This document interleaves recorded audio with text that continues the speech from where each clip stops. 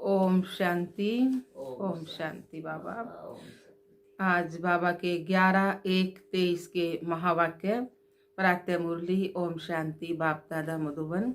बाबा ने कहा, मीठे बच्चे जी बाबा, बुद्धि का योग बाप से लगाते रहो तो लंबी मुसाफरी को सहज ही पार कर लेंगे। बुद्धि का योग बाप से लगाते रहो तो लंबी मुसाफरी को सहज ही पार कर लेंगे। प्रश्न दिया है बाबा ने, बाप पर कुर्बान जाने के लिए किस बात का त्याग जरूरी है? उत्तर आया है दे अभिमान का। दे अभिमान आया तो मरा, वह बेचारी हुआ, इसलिए कुर्बान होने में बच्चों का हृदय विदीर्ण होता है। जब कुर्बान हो गए तो उस एक की ही याद रहे, उन पर ही बलिहार जाना है, उनकी ही श्रीमत पर चलना है। गीत आया है रात की राही थक मत जाना। ओम शांति। भगवान उवाच, भगवान अपने बच्चों को राजयोग और ज्ञान सिखला रहे हैं।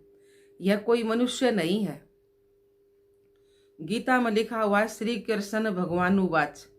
अब श्री कृष्ण सारी दुनिया को माया से लिबरेट करे, यह तो संभव नहीं है। बाप ही आकर बच्चों प्रति समझाते हैं, जिन्होंने बाप को अपना बनाया है और बाप के सम्मुख बैठे हैं। श्री कृष्ण को बाप नहीं कहा जा सकता है। बाप को कहा जाता है परम पिता, परमात्मा, परम धाम में रहने वाला।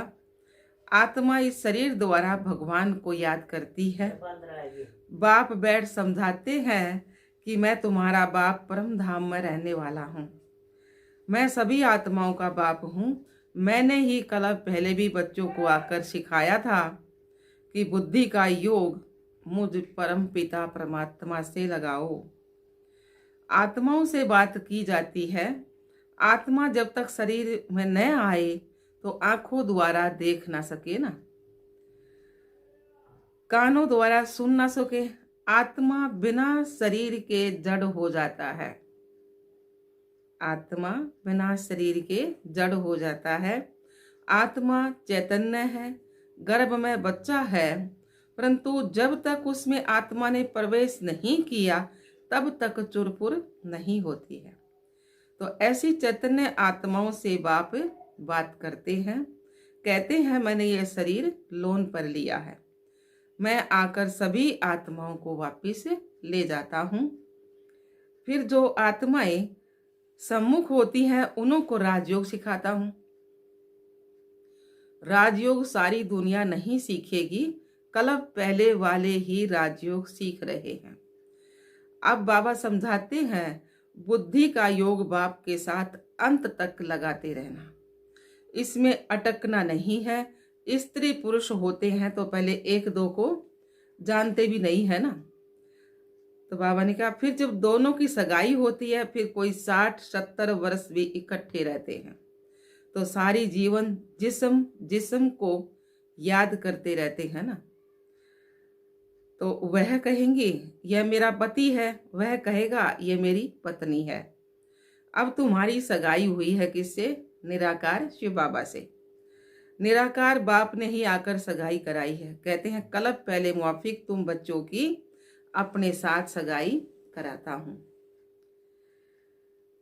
तो बाबा ने कहा है हाँ, कल्प पहले मुआफिक अपने साथ सगाई कराता हूं। मैं निराकार इस मनुष्य सृष्टि का बीज रूप हूं। सभी कहेंगे यह मनुष्य सृष्टि गॉड फादर ने रची है। तो तुम्हारा बाप सदैव परम धाम में रहते हैं। बाबा कह रहे तुम्हारा बाप सदैव परम धाम में रहते हैं। अभी कहते हैं मुझे याद करो। मुसाफरी लंबी होने के कारण बहुत बच्चे थक पड़ते हैं, फिर हाथ छोड़ देते हैं। बुद्धि का योग पूरा नहीं लगा सकते। माया की बहुत ठोकरें खाने से फिर थक पड़ते हैं, मर भी पड़ते हैं, हाथ भी छोड़ देते हैं। कल्प पहले भी ऐसे हुआ था। यहाँ तो जब तक जीना है तब तक याद करना है ना। स्त्री का पति मर जाता है तो भी याद करती रहती है ना। यह बाप व पति ऐसे छोड़कर जाने वाला तो नहीं है, साथ लेकर जाएगा बाबा। तो कहते हैं तुम सजनियों को साथ ले जाऊंगा, परंतु इसमें समय लगता है ना, थकना नहीं है। पापों का बोझा सिर पर बहुत है, वो योग में रहने से उतरेगा। योग ऐसा हो जो अंत में बाप व साजन के सिवाय कोई भी याद न आए। अगर और कुछ याद पड़ा तो वह बेजारी हो गया, फिर पापों का दंड भोगना पड़े। इसलिए बाप कहते हैं परम धाम के राही थक मत जाना। तुम जानते हो मैं ब्रह्मा द्वारा आदि सनातन देवी देवता धर्म की स्थापना कर रहा हूँ और शंकर द्वारा सभी धर्मों का विनाश कराता हूँ। अभी कॉन्फ्रेंस करते रहते हैं तो सभी धर्म मिलकर एक कैसे हो जाए, सभी शांत में कैसे रहें, उसका रास्ता निकालें। अब अनेक धर्मों की एक मत तो हो नहीं सकती। बाबा ने बोला ना, अनेक धर्मों की एक मत तो हो नहीं सकती। एक मत से तो एक धर्म की स्थापना होती है ना। वह सभी धर्म सर्वगुण संपन्न संपूर्ण निर्विकारी हों, तब आपस में शीरखंड हो सकते हैं। राम राज्य में सभी शीरखंड थे, जानवर भी लड़ते नहीं थे। यहाँ तो घर घर में झगड़ा है। लड़ते तब हैं जब उनका कोई धनी धोरी नहीं है, धनी धोनी नहीं है, अपने माता पिता को नहीं जानते हैं। न तो धनी धोरी मिल गया ना बाबा, तो गाते भी है ना, तुम माता पिता हम बालक तेरे, तुम्हारी कृपा से सुख घनेरे। सुख घनेरे तो अभी है नहीं, तो कहेंगे माता पिता की कृपा नहीं है। बाप को जानते ही नहीं है तो बाप कृपा कैसे करे। फिर टीचर के डायरेक्शन पर चले तब कृपा हो। वह तो कह देते हैं सर्वव्यापी है, तो कौन कृपा करे और किस पर करे। सब में भगवान हो गया, कौन कृपा करे किस पर करे। कृपा लेने वाला और कृपा करने वाला दोनों चाहिए। स्टूडेंट पहले तो आकर टीचर के पास पढ़े तो ये कृपा अपने ऊपर करे, फिर टीचर के डायरेक्शन पर चले। पुरुषार्थ कराने वाला भी चाहिए, तो यह बाप भी है, टीचर भी है, तो सतगुरु भी है। उनको परम पिता, परम शिक्षक, परम सतगुरु भी कहा जाता है। बाप कहते हैं मैं कल्प कल्प यह स्थापना का कार्य कराता हूँ। अब 5000 वर्ष में कल्प कल्प ये स्थापना का कार्य कराता है। तो बाबा ने कहा है पतित दुनिया को पावन दुनिया बनाता हूँ। वर्ल्ड ऑलमाइटी अथॉरिटी है ना, तो वर्ल्ड अथॉरिटी का राज्य कायम करते हैं। सारी सृष्टि पर एक ही लक्ष्मी नारायण का राज्य था। उन्हों की ऑलमाइटी अथॉरिटी थी, वहां कोई लड़ाई झगड़ा कर ना सके। वहां माया ही नहीं है ना, है ही गोल्डन एज, सिल्वर एज, सतयुग त्रेता दोनों को स्वर्ग अर्थात वैकुंठ कहेंगे। सभी गाते भी हैं चलो वृंदावन भजो राधे गोविंद। सभी गाँव है भक्ति मार्ग में, चलो वृंदावन भजो राधे गोविंद। तो जाते तो कोई भी है नहीं, सिर्फ याद जरूर करते हैं। अब तो माया का राज्य है, सभी रावण की मत पर हैं। देखने में तो बड़े बड़े मनुष्य अच्छे आते हैं, बड़े बड़े टाइटल मिलते हैं, थोड़ी जिस्मानी हिम्मत दिखलाते हैं, वह अच्छा कर्म करते हैं तो टाइटल मिलते हैं। कोई को डॉक्टर ऑफ फिलोसॉफी, कोई को क्या, तो ऐसे ऐसे टाइटल देते रहते हैं। अभी तुम तो हो ब्राह्मण, बरोबर भारत की सर्विस में हो। तुम देवी राजधानी स्थापन कर रहे हो। जब स्थापना हो जाएगी तब तुमको टाइटल्स मिलेंगे। सूर्यवंशी राजा रानी, चंद्रवंशी राजा रानी, फिर तुम्हारा राज्य चलेगा। वहां कोई को टाइटल नहीं मिलता, वहां दुख की तो कोई बात ही नहीं है ना। जो कोई का दुख दूर करे वह बहादुरी दिखाए। जो टाइटल मिले, तो जो रस्म रिवाज यहाँ होती हैं वह वहाँ नहीं होती है। न लक्ष्मी नारायण इस पतित दुनिया में आ सकते, तो इस समय कोई पावन देवता नहीं है। यह है ही पतित आसुरी दुनिया। अनेक मतांतर में मूंझ गई है ना, मतांतर में अनेक मतांतर में मूंझ गई है ना। तो यहाँ तो एक ही श्रीमत है जिससे राजधानी स्थापन हो रही है। हाँ, चलते चलते कोई को माया का कांटा लग जाता है तो लंगड़ाते रहते हैं।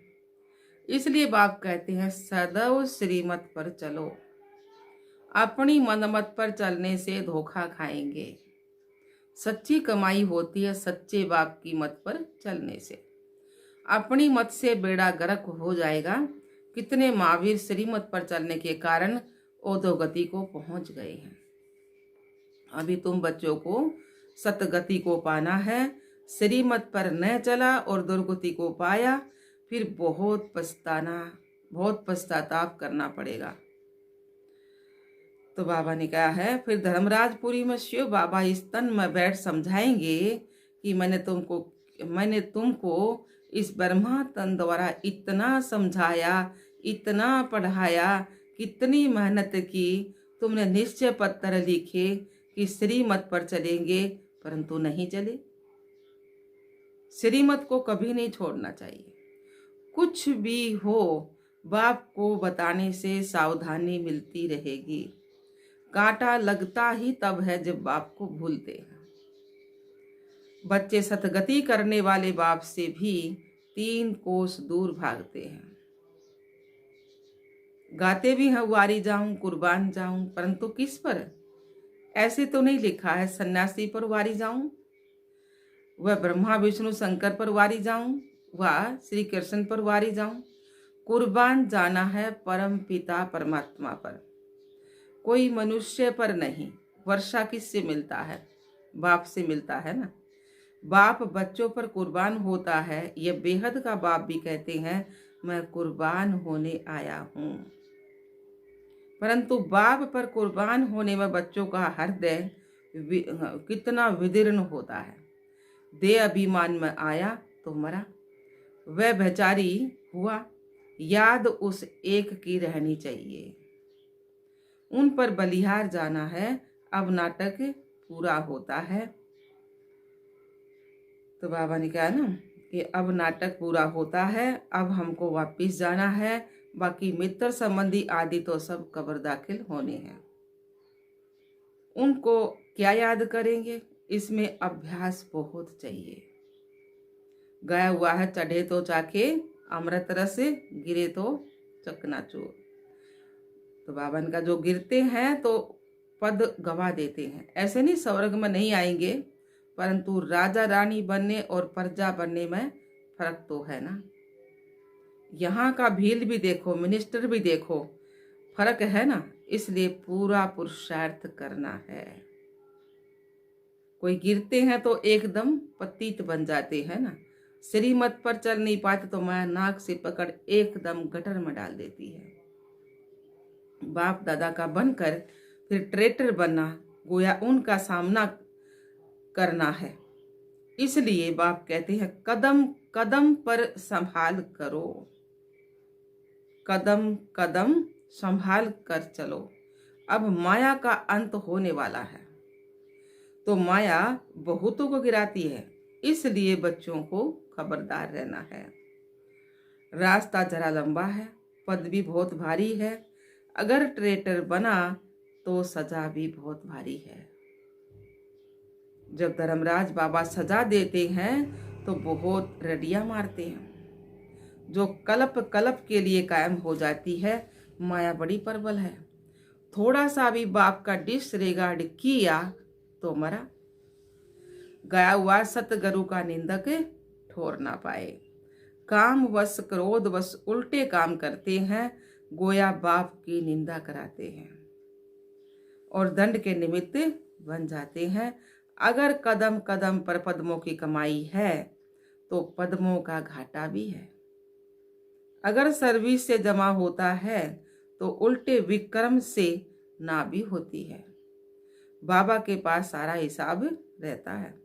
अब समूह पढ़ा रहे हैं तो सारा हिसाब जैसे उनकी हथेली पर है। बाप तो कहेंगे सल कोई बच्चा शिव बाबा का डिसरिगार्ड ना करे, बहुत विक्रम बनते हैं।